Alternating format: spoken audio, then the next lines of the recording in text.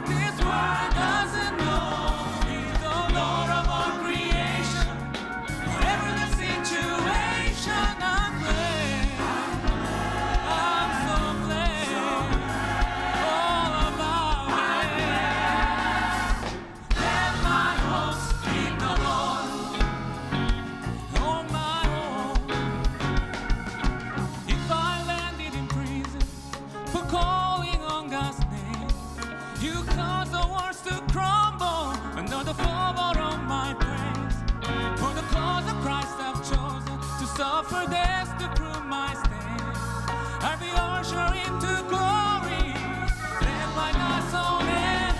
Every mountain, every fortress, every word that is not, He will pass away.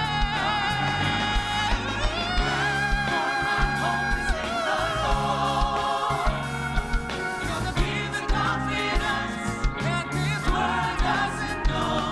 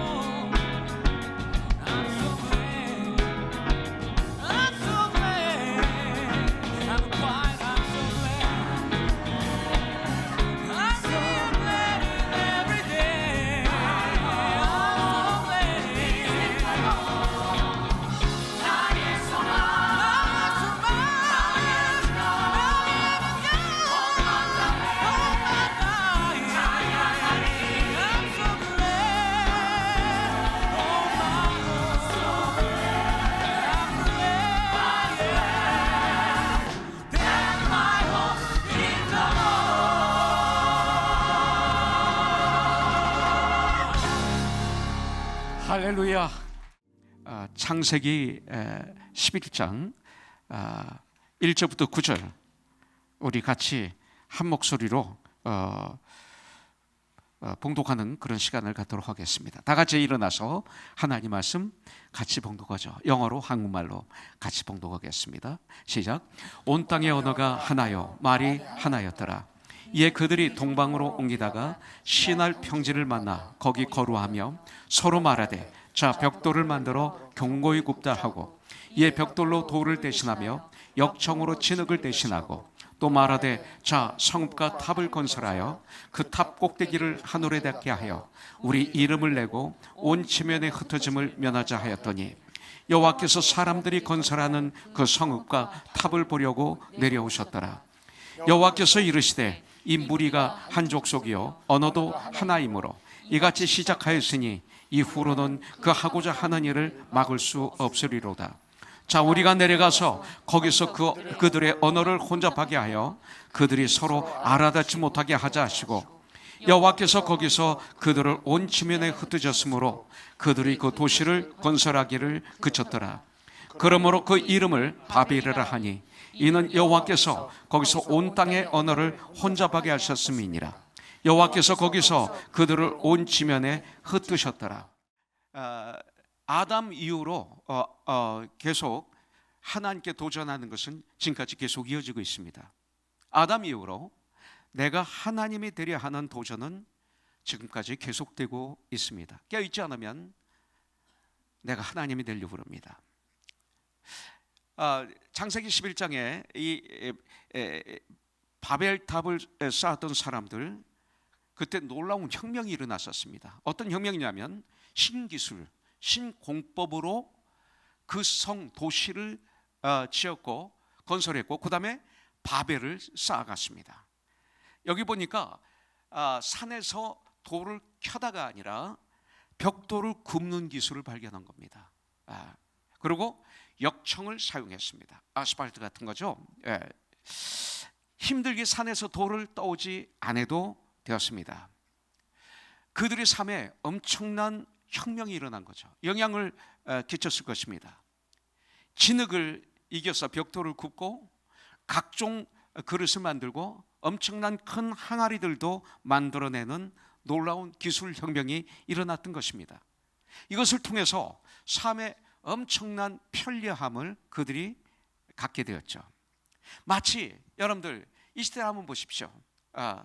이 시대의 컴퓨터, 이 컴퓨터가 이 시대의 전과 후로 바꾼 엄청난 기술 혁명을 일으킨 것이 바로 컴퓨터입니다. 이 컴퓨터를 통해서 세상이 바뀌었죠. 그래서 컴퓨터를 통해서 그 다음에 인터넷이 나오게 되고 그 다음에 페이스북이, 인스타그램이 또 유튜브 같은 것이 나왔어요. 유튜브 없이 요새 사는 분들 별로 없으리라고 믿습니다. 근데 보세요. 우리 인간들은 좀 더 편하고 좀 더 나은 삶을 살기 위해서 끊임없이 기술을 개발하고 지금까지 발전시켰습니다. 여러분들, 그 결과 인간의 기술과 그리고 이 문명이 우리들에게 엄청난 편리함을 이렇게 제공해 주었죠. 과학기술의 발달로 인해서 인간은 아주 편한 삶, 또 효과적인 삶을 살아가고 있습니다. 근데 문제는 어떻습니까? 그러면 더 여유가 있어야 되고 더 행복해야 되고 더 부유해야 되는데 이상하게 마음에 더 여유가 없습니다. 마음에 여유가 없고 더 고독합니다. 더 목마릅니다. 더 외롭습니다. 마치 내가 인간이 살아가는 게 아니라 기계가 돌아가는 삶을 사는 것처럼 보입니다. 뭐가 없어요. 특별히 이 팬데믹 기간을 통해서도 더 우리들은 목마른 삶을 살게 됩니다. 마음이 더 메말라가고 있습니다. 더 셀피시해져 가고 있는 것을 우리는 부정할 수가 없습니다. 오늘 말씀을 통해서 우리가 깨어있지 않을 때 오는 바벨을 우리가 배워야 되겠습니다. 하나님께서 우리 인간들이 벽돌을 굽는 신기술로 큰 집을 짓고 도시를 건설하고 그리고 하늘까지 닿으려 탑을 세우는 것을 보시고 하나님 그것을 흩어버리셨습니다. 왜 흩어버리셨을까요?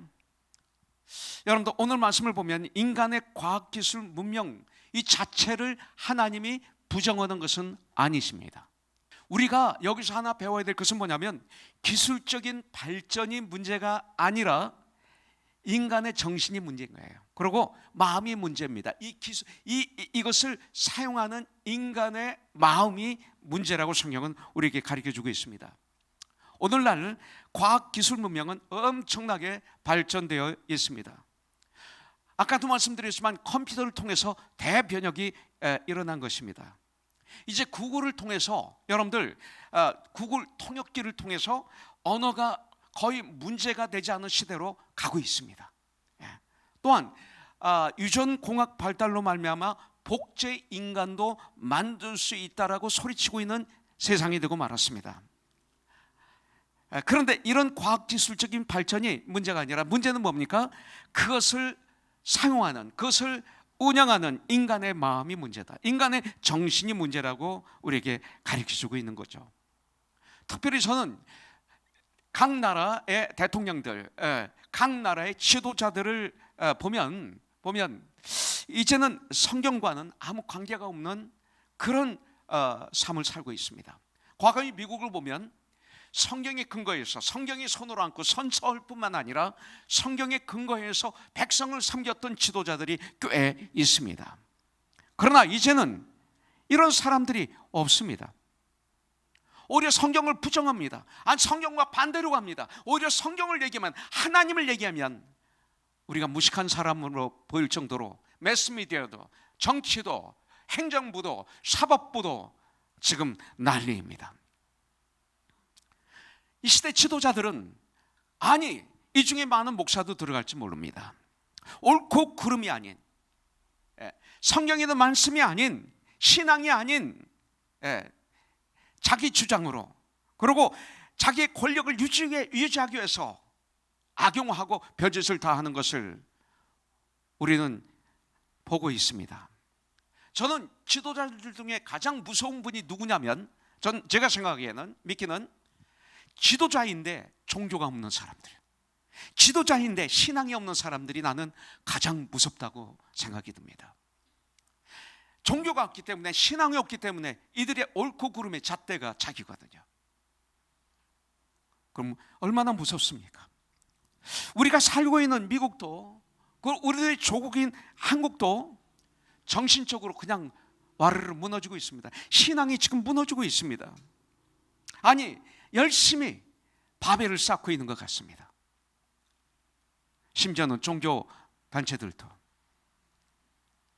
여러분들, 인간의 죄 중에 가장 근본적인 뿌리가 뭘까요? 물론 불신이죠. 하나님을 부정하는 거죠. 하나님을 떠나는 거죠. 하나님을 인정하지 않는 것이죠. 그런데 그 뿌리를 보면 교만입니다. 교만하면 하나님을 부정하게 되어 있어요.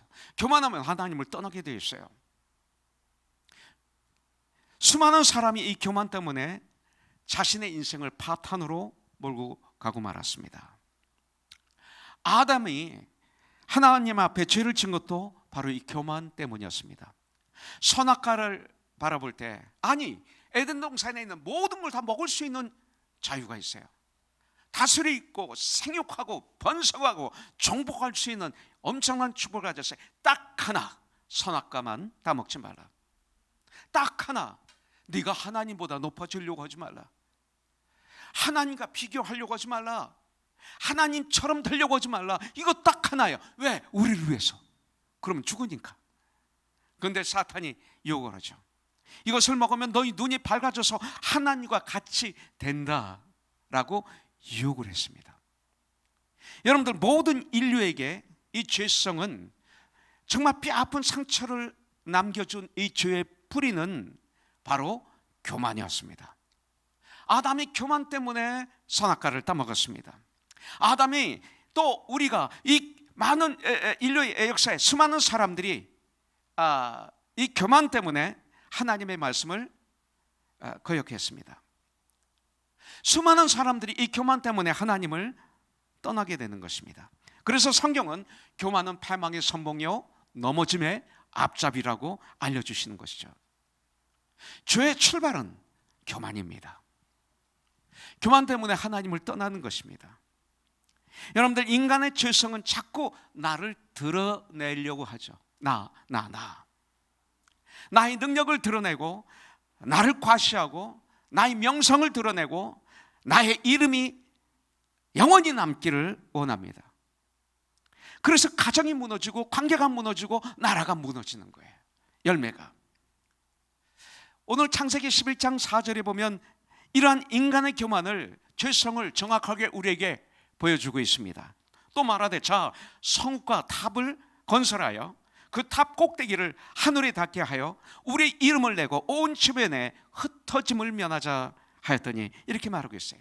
자, 바벨 탑을 쌓은 이유 첫 번째는 뭡니까?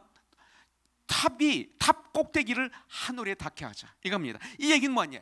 하나님과 비교하자, 하나님과 비길이라, 이 소리죠. 하나님께 도전장을 내는 것입니다. 하나님께 도전하는 이 교만입니다. 그들은 탑 꼭대기를 하늘에 닿게 하려고 했습니다. 이 얘기는 뭡니까? 난 하나님이 필요 없다, 이거예요. 내가 하나님이다, 이 소리입니다. 그 당시 한올 하면 무엇을 상징했어요? 한올 하면 하나님을 상징했습니다. 그리고 성경에 보면 한올 하면 뭡니까? 하나님의 처소입니다. 하늘에 계신 나의 아버지. 주기도문에서도 말씀하고 있죠. 하늘은 하나님의 처소를 말하고 있습니다. 하나님께 닿게 하자, 이 소리입니다. 여러분들, 그들은 자신들의 힘으로 하나님이 되겠다는 것입니다. 이 땅에 수많은 건물이 지금 서고 있습니다. 수백 층짜리 건물이 섰지만 그게 하늘이 닿습니까? 비행기 타고 높이에서 그 건물을 바라보면 그냥 성냥감 같죠? 그런데 인간이 이렇게 얘기하는 것입니다. 자기 힘으로 천국을 이루겠다고 하는 것입니다. 내 힘으로 죽음을 해결하고 영생을 얻겠다고 얘기하는 것입니다. 결국 바벨탑을 쌓은 것은 하나님의 authority, 이 권위에 도전하는 행위였습니다. 여러분들, 이들이 하나님께 도전하는 징조가 나오는데 그게 바로 뭐냐면 11장 2절입니다. 여기 보면 이에 그들이 동방으로 옮기다가 신할 평지를 만나 거기 거루하여, 이렇게 얘기하고 있습니다. 그들이 어디서 떠나? 하나님을 떠나, 이 소리입니다. 하나님을 떠나 동방으로, 동쪽으로 옮기다가 뭐를 만나? 신할 평지를 만납니다. 자, 가인도 그렇죠. 창세기 4장 16절에 보면 가인이 뭐라고 그래요? 하나님 앞을 떠나 그랬어요. 하나님을 떠나 에덴 동쪽 놋 땅에 거주하더니, 여기도 동쪽으로 가다가 놋 땅을 만나서 거기 거주했다, 이 소리입니다. 똑같은 얘기입니다.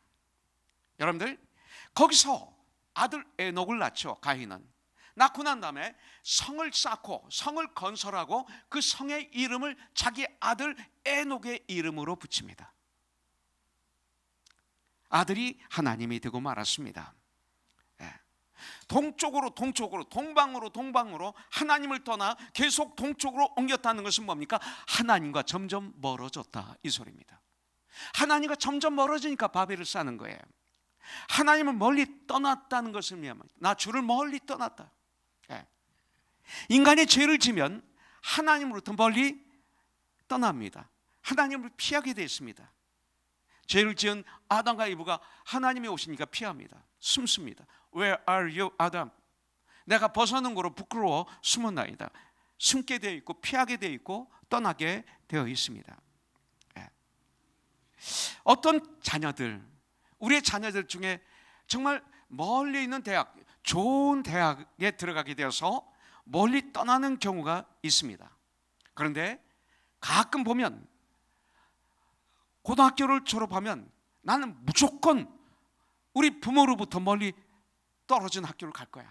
좋든 나쁘든 인류든 3류든 관계없이 I don't care. 나는 떠날 거야. 나는 우리 부모를, 아빠 엄마를 떠날 거야.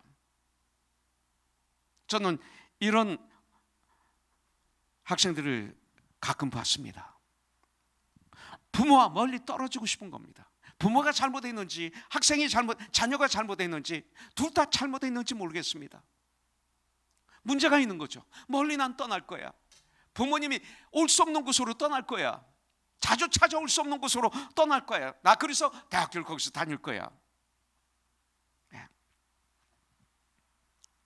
이렇게 되면 결국 교회도 떠나죠. 여러분들 신명기에 있는 말씀대로 선지자가 꿈을 풀어주고 막 기적을, 병자를 고쳐주고 귀신을 쫓아낸다 하더라도 너를 하나님으로부터 멀게 한다면 그를 피하라고 그랬어요. 여러분들 마찬가지예요. 교회에서 믿음 생활하는데 여러분들 정말 좋은 동역자들이 있어야 돼요. 그 동역자가 여러분들을 도와주고 물질적으로, 직장으로, 사업으로 도와주면서 교회가 멀게 만들면 그분은 교회와 멀게 만들어요. 예배를 잘 드리지 못하게 만들어요. 우리 자녀들이 교회를 떠나게 만들어요.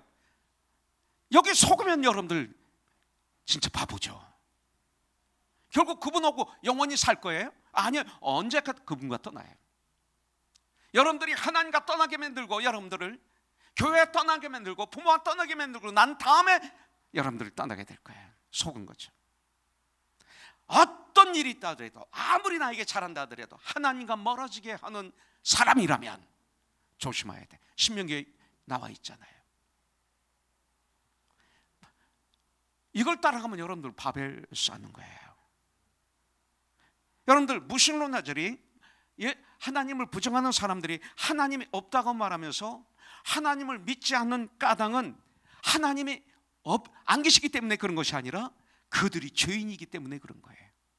여러분들, 잘못한 것이 있는 자녀는 부모를 가까이 하지 않, 빙빙 멀리서 도웁니다. 내가 부모에게 잘못한 것이 있는 그런 자녀들은 절대 부모에게 가까이 가지 못합니다. 마찬가지로 죄가 없는 인간은, 죄가 있는 인간은 하나님을 떠나고 피하고 숨습니다. 그러나 잘못한 것이 없는 자녀는 부모를 가까이 하는 것처럼 죄가 없는 인간은, 회개의 삶을 사는 인간은 이렇게 보면 됩니다. 퍼펙트한 인간은 없거든요. 회개할 때 죄가 없다라고 말씀하십니다. 하나님을 피할 이유가 없습니다. 왜냐하면 정말 사랑하면요, 만나면 만날수록 또 만나고 싶습니다. 내가 정말 사랑하면 오래 함께 있고 싶습니다. 오래 함께. 그러나 하나님께 죄를 지으면 하나님이 두렵고 무섭습니다. 하나님 앞을 떠나서 동쪽으로 동방으로 멀리 떠납니다. 예수를 믿어도 멀리 떨어져 믿는 분들도 계십니다. 여러분들, 교회 가서 예배는 드려야 되는데 가기 싫습니다. 참 힘듭니다. 근데 예배를 드리면 끝나면 그냥 빨리 교회를 떠날 수밖에 없는 분들도 계십니다. 저는 지금까지 살아오는 동안 교회에서 또 여러 곳에서 이런 얘기를 들었어요. 어떤 사람이 이렇게 말합니다. 예수 믿는 친구가 나에겐 더 부담스러워요. 오히려 세상 친구가 더 편하고 더 좋아요. 이런 사람들을 전 만났습니다. 근데 이것은 문제 있는 얘기입니다. 그 얘기는 뭐냐? 내가 세상적인 사람이라는 얘기입니다. 어디든 문제는 있는 거죠. 어디든 사기꾼이 있는 거죠. 교회 안에도 양의 탈을 쓴 이리가 있는 거죠. 교회 안에. 이런 이상한 사람들 교회 안에 많습니다. 고린도서를 보십시오. 전후서 또 여러 곳을 보면, 서신 보면 교회 안에 말도 안 되는 사람들이 많이 있습니다. 그런데 그렇다고 해서 나는 예수 믿는 친구는 부담스럽습니다, 나는 오히려 세상 친구들이 더 좋습니다라고 얘기하는 크리스찬이 있다면 그것은 문제 있는 사람입니다. 하나님의 사람들은 하나님을 아주 좋아합니다. 하나님을 사랑합니다. 하나님을 좋아하는 사람들은 하나님의 사람들을 좋아할 수밖에 없습니다. 그렇기 때문에 우리는 전쟁해야 됩니다. 깨 있어야 되는 것이 뭐예요? 교회가 뭐예요? 저와 여러분들이 교회죠. 그리고 주일 예배, 교회든 정말 로마서 12장 4절 5절의 말씀대로 우리는 한 몸이잖아요. 한 몸 된 우리가 주님이 부활하신 날, 주님의 날 나와서 예배를 올려드리는 것이 너무나 좋아야 됩니다. 막 교회가 가고 싶어야 됩니다. 이것이 정상입니다. 그리고 여러분들, 교회가 나에게는 가장 가까운 곳이 되어야 됩니다. 이것은 거리를 얘기하는 게 아닙니다. 마음으로, 정신으로 가장 가까운 곳이 되어야 됩니다. 그리고 하나님의 사람들을 정말 좋아해야 됩니다. 여러분들, 예수 믿는 형제자매가 그렇게 좋아해야 됩니다. 예수를 잘 믿으면 그렇게 좋은 거예요. 아까 나탄 얘기를 했죠. 예수 안에 거하니까 너무 좋은 거예요. 내 간이라도 빼주고 싶은 거예요. 너무 사랑스러운 거예요. 예수 믿는 형제가 전 좋아요. 이것이 크리스찬이 돼야 돼요. 그들이 동방으로 옮기다가 신할 평지를 만나, 그래서요, 처음으로 사람들이 살 만한 곳을 만난 것입니다. 마치 롯이 너무 재산이 많아서 아브라함과 헤어질 때 아브라함이 얘기하죠. 네가 동하면 내가 서하고 네가 좌하면 내가 우하리라. 롯이 소돔과 고모라를 보니까 마치 에덴 동산처럼 보였어요. 보기에 너무나 좋았던 것입니다. 그래서 그곳을 택한 것입니다. 신할 땅이 그런 곳이었던 것 같아요. 그런 곳을 택합니다. 눈으로 보기에 좋은 곳. 이것이 이 시대를 사는 방법이죠. 우리가 예수를 믿어요. 여러분들 예수를 믿는데 우리가 이사를 많이 다닙니다. 근데 이사하는 첫 번째 프라이어리티가 뭡니까? 정말 내가 믿음을 잘 지킬 수 있는 장소, 내가 하나님을 잘 섬길 수 있는 그 장소가 첫 번째입니까? 그렇지 않으면 교육, 그렇지 않으면 건물, 그렇지 않으면 물질입니까? 신할 땅에 간 거예요. 여러분들, 그들은 그곳에 거주하기로 하고 그곳에서 그들이 원하는 세상을 만들려는 야망을 갖게 되었어요. 이민자이들인 우리들 정말 LA에서 덴버로, 덴버에서 달라스로, 달라스에서 애틀란타로, 애틀란타에서 이곳으로 저곳으로 많이 옮기는 분들이 있습니다. 교회 나가는 분들 중에서도 한두 번 옮길 수 있습니다. 괜찮아요. 그러나 너무나 많이 옮기는 분이 있습니다. 경제를 따라서 바벨을 쌓는 것입니다. 결과는 뭐예요? nothing일 것입니다. 여러분들, 이 시대 우리들은 지금 어디에 있습니까? 하나님께서 Where are you? 하신다면 여러분들이 뭐라고 말씀하시겠습니까? 저와 여러분들은 지금 신할 땅에 있습니까? 그렇지 않으면 셈의 후손인 아브라함이 있는 곳에 있겠습니까? 창세기 11장 1절부터 9절은 어둠입니다. 10절부터 32절은 빛입니다. 아브라함 이야기가 마무리됩니다. 믿음의 조상 아브라함, 그러니까 어둠과 빛입니다. 창세기 11장은 어디에 있습니까?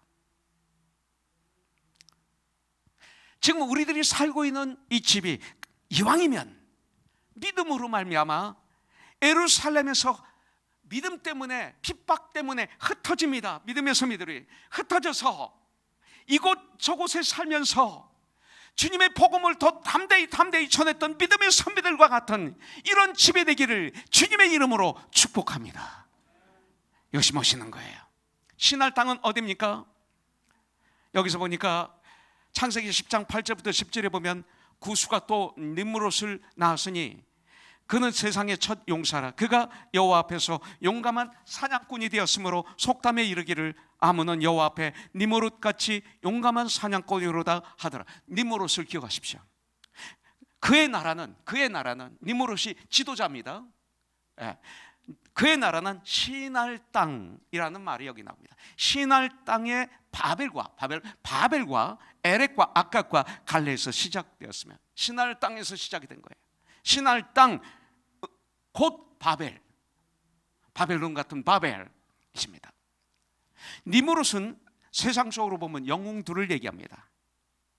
하나님이 없는 각계각층의 슈퍼스타들 니므롯입니다. 이 시대에 이들이 바벨 도시를 만들고 탑을 쌓았습니다. 바벨론 문화가 만들어졌습니다. 하나님이 없이도 인간은 얼마든지 살 수 있다 여기고 살기 시작했던 것이 바로 신할 땅입니다. 신할 땅은 이런 미닝이 있습니다. 우리들은 하나님을 피해서는 절대 살 수가 없습니다. 어디도 피할 곳은 없습니다. 요나가 하나님을 피해서 갔지만 물고기 뱃속에 들어갈 수밖에 없었습니다. 죽음을 우리는 피할 수 없습니다. 사망이라는 걸. 하나님을 우리는 피할 수가 없습니다. 하나님을 피해 숨어있는 그곳에 여러분들 바로 그곳에 하나님이 계십니다. 요나처럼 바벨탑을 쌓았던 사람들, 그들은 이미 하나님과 멀어진 사람들이었습니다. 그들은 하나님과 관계가 없는 사람들이었습니다. 그들의 생각에는 이미 하나님이 없었습니다.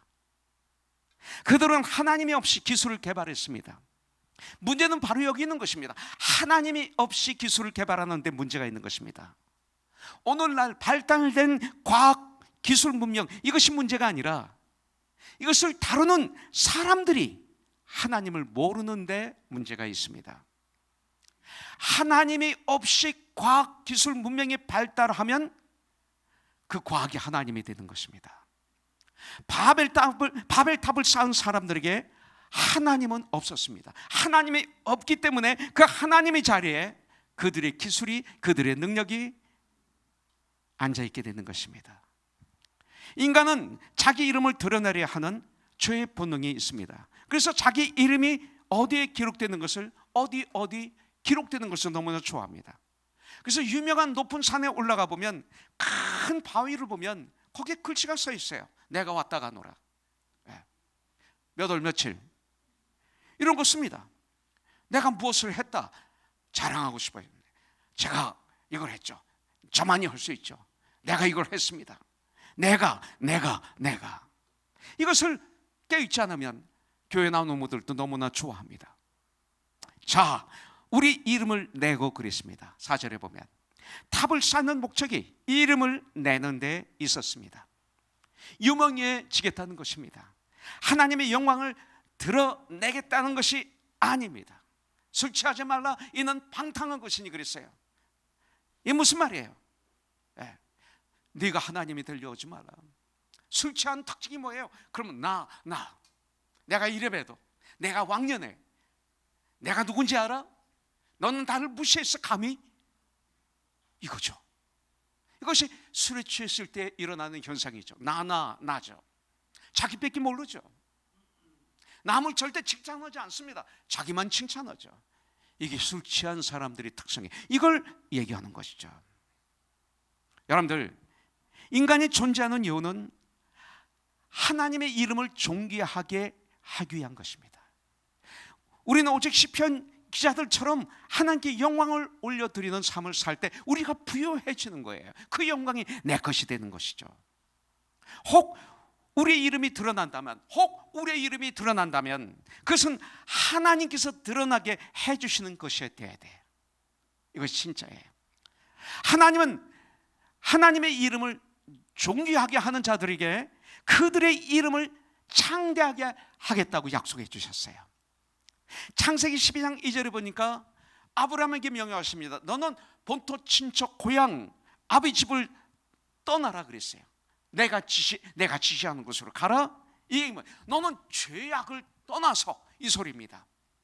이렇게 명령하시면서 2절에서 뭐라고 말씀하십니까? 그러면 내가 너로 큰 민족을 이루고 내게 복을 주어 네 이름을 창대하게 하리니 너는 복이 될지니라. 너는 복의 출발이 될지니라. 믿음의 조상이 될지니라. 이렇게 말씀하고 있습니다. 다윗이 하나님의 성전을 지을 계획을 하는 것을 보셨어요. 성전을 짓지도 않았습니다. 단지 성전을 짓고 싶은 마음을 가지고 있고 준비하는 모습을 보면서 하나님께서는 나단 선지자에게 이렇게 말씀하십니다. 사무엘하 7장 9절에 보니까 내가 가는 모든 곳에서 내가 너와 함께 있어 내 모든 원수를 네 앞에서 멸하였은즉 땅에서 위대한 자들의 이름같이 내 이름을 위대하게 만들어 주리라 했어요. 하나님을 위한 성전을 지은 것도 아닙니다. 성전을 지을 생각만 했는데도 하나님께서는 내 이름을 위대하게 만들어 주리라 이렇게 약속하십니다. 하나님은 스스로 자기 이름을 높이는 자들을 낮추시고, 그리고 자기를 낮추고 하나님께 모든 영광을 올려드리는 자들의 이름을 높여주십니다. 이게 성경이에요. 잠언서 18장 12절에 다시 말씀하십니다. 사람의 마음의 교만은 멸망의 선봉이요 겸손은 존귀의 앞잡이니라.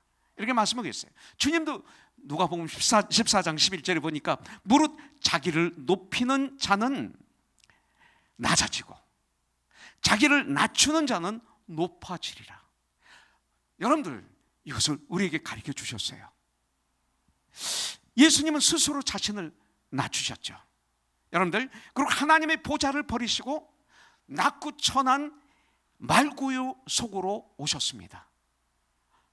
이것이 성자 하나님의 제자들이 발을 씻겨주셨어요.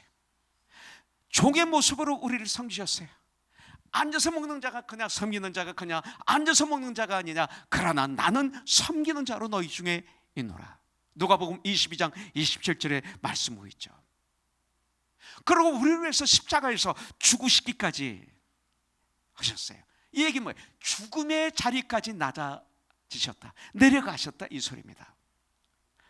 그런데 하나님이 그런 하나님의 아들 예수 그리스도를 살리셨습니다. 그리고 하나님 보좌 우편에 앉게 하셨습니다. 여러분들, 어떤 이름보다 뛰어난 이름을 주셨습니다. 예수 그리스도. 하나님은 그 아들 독생자 예수 그리스도를 높이셨습니다. 만물이 그 이름 아래 복종하게 하셨습니다. 나의 주 예수 그리스도, 만물의 심판자이시고 온 우주의 왕이십니다. 왕 중의 왕이시고 주 중의 주가 되셨습니다. 나를 낮추면 이렇게 됩니다. 이 소리는 뭐예요? 낮추면 이렇게 된다, 이 소리예요. 자신을 낮추고 자기를 부인하시며 하나님 아버지를 높이시고, 그리고 하나님께 복종하셨어요. 하나님이신 예수님께서. 하나님 아버지는 그를 높여주셨습니다. 이것이 성경이고 이게 진리고 이것이 삼의 이치입니다.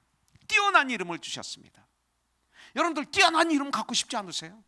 난 갖고 싶어요. 그런데 그것은 내가 만들어내는 것은 아닙니다. 아무리 내가 갖고 싶다고 해서 되는 것 아닙니다. 이름은 다른 사람이 귀하게 불러줄 때 아름다운 것입니다. 여러분들, 내가 나를 높이면, 내가 나를 자랑하면 자랑하는 만큼 추해집니다. 아주 추해집니다. 특히 하나님께서 귀하게 여겨주시는 이름이 대대입니다. 권영환, 하나님께서 귀하게 여기시는 이름. 이용복, 하나님께서 귀하게 여기시는 이름이 대대. 내가 만들 수 없어요. 하나님이 하신. 하나님이.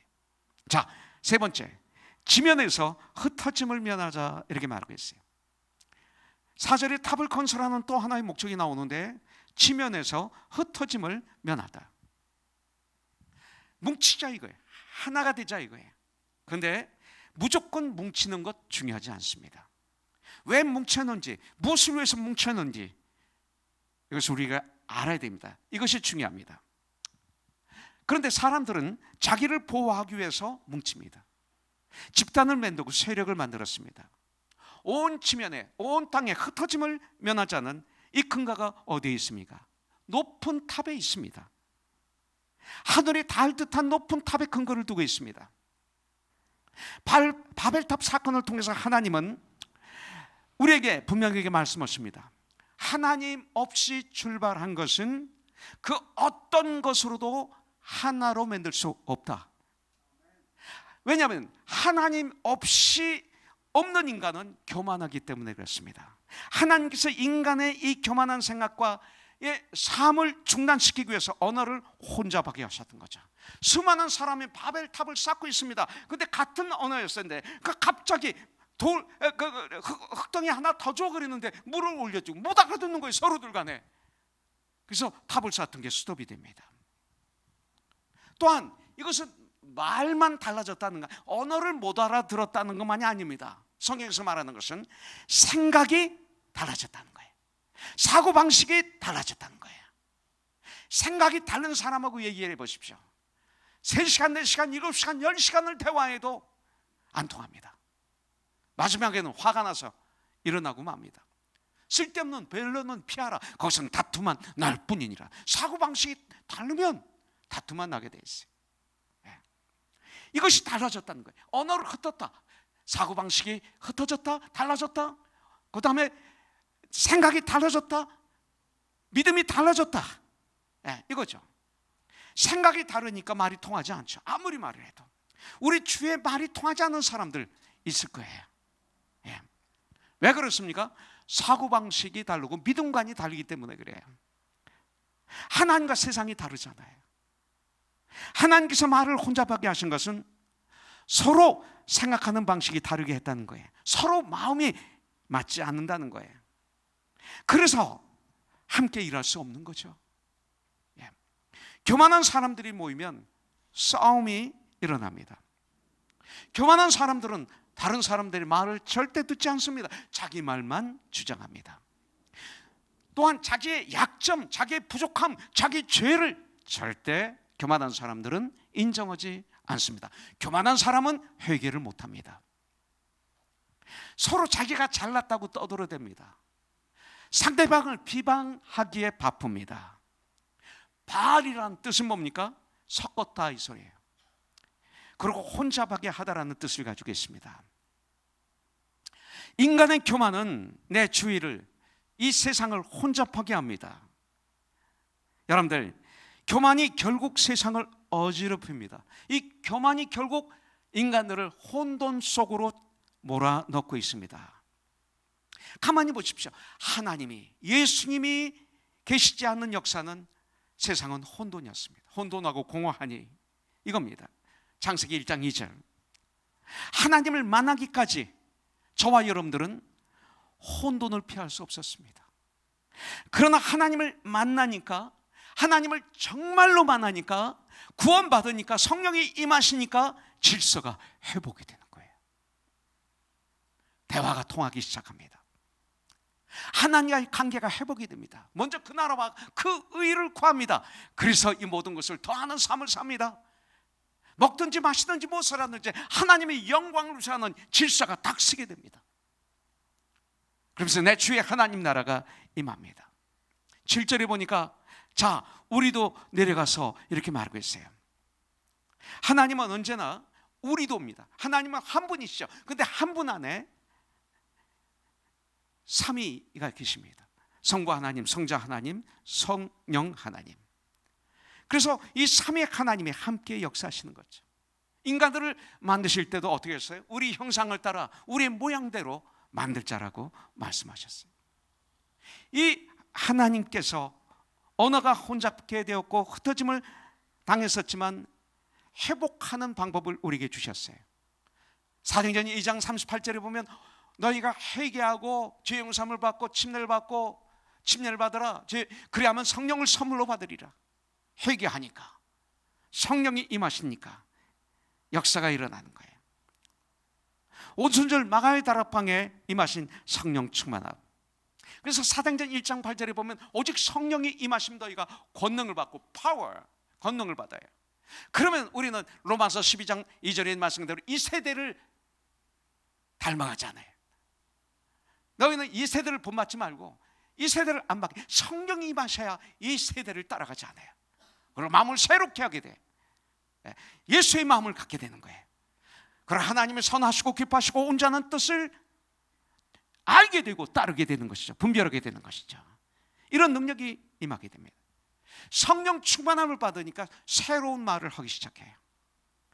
어둠의 말이 아닌 밝은 말, 캄캄한 말이 아닌 빛된 말, 천국의 말을 하기 시작했다 이거예요. 무슨 말? 예수의 말, 예수의 사랑, 살리는 말, 죽이는 말이 아니라 이제는 살리는 말.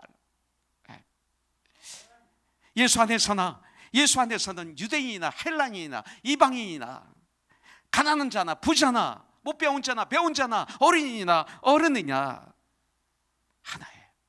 평안한 매너절로 성령이 하나 된 것을 굳게 잡아지키는 진정한 하나됨이 이루어지는 것을 볼 수가 있어요. 8절에 보니까, 여호와께서 거기서 그들을 온전히 흩으심으로 그들이 그 도시를 건설하기를 그쳤다 그랬어요. 그들은 그 도시를 건설하기를 그칠 수밖에 없었어요. 바벨탑을 쌓는 인간은 하나님을 만날 수가 없어요. 바벨탑 안에서는 자신의 기술, 과학, 그리고 예술, 철학, 그리고 체육 능력만을 믿게 돼 있어요. 이 세상이 그걸 믿고 있죠. 우리가 이 물질 세계 속에서 살면 돈과 쾌락만 보입니다. 거기는 하나님이 볼 수가 없습니다. 하나님은 언어를 혼잡하게 하셨습니다.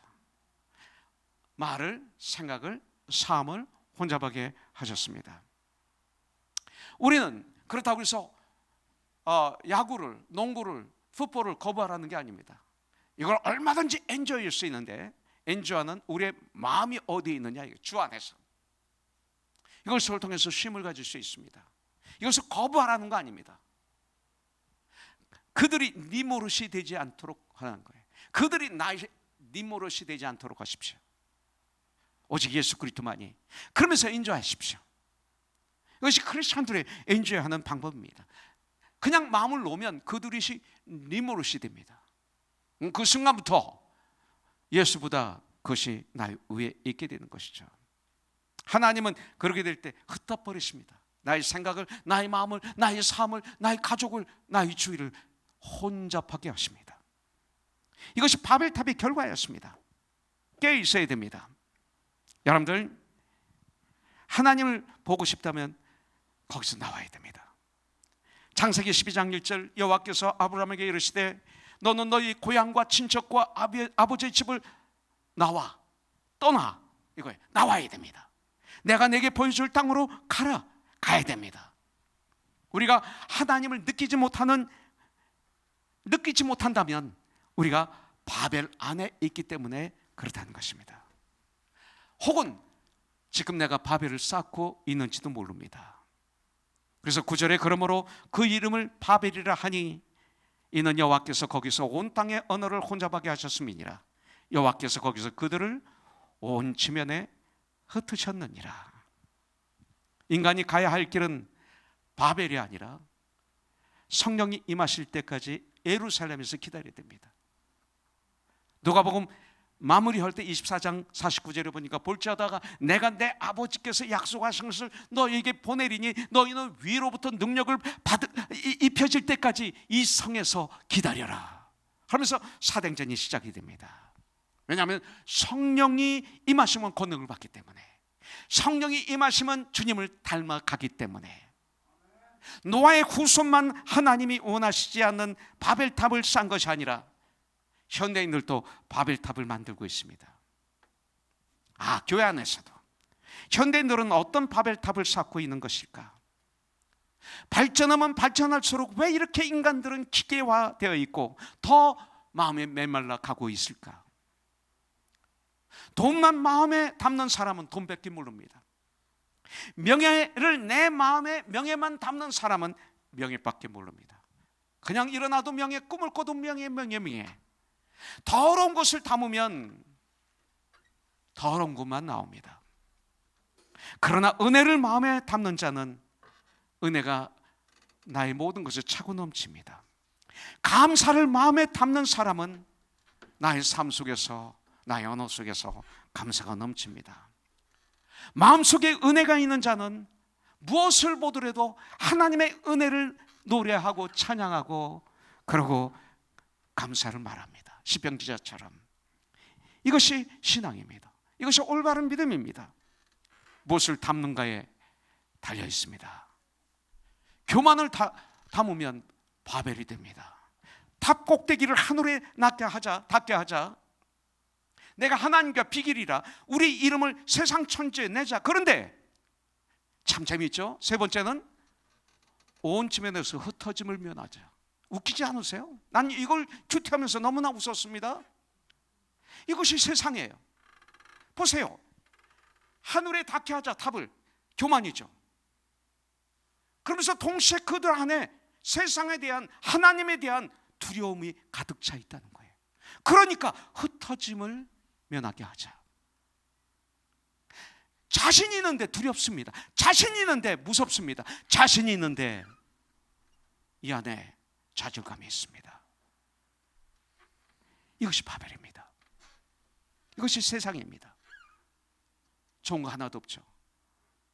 깨어있지 않으면 우리는 바벨이 됩니다. 그렇기 때문에 매 순간 믿음이 주여 나를 온전케 하시는 예수 그리스도를 바라보자. 지금도, 오늘도, 내일도, 모레도 이 한 주간 바라보자. 그때 주님은 우리에게 축복을 부어주시고 은혜를 부어주시고 평강을 부어주시고 능력을 부어주셔서 넉넉히 세상을 이기는 진정한 그리스도인이 되도록 역사하리라고 믿습니다.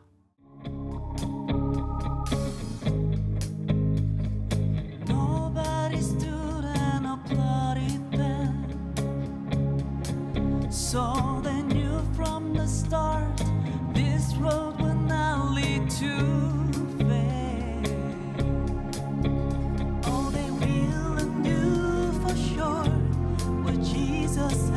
to them. He said, come follow me, and they came with reckless abandon. They came. 세상 명예와 욕심을 버리고 믿지 않는 저들에게 주님을 선포해. 사랑 만든 어부 되어 주가 이끌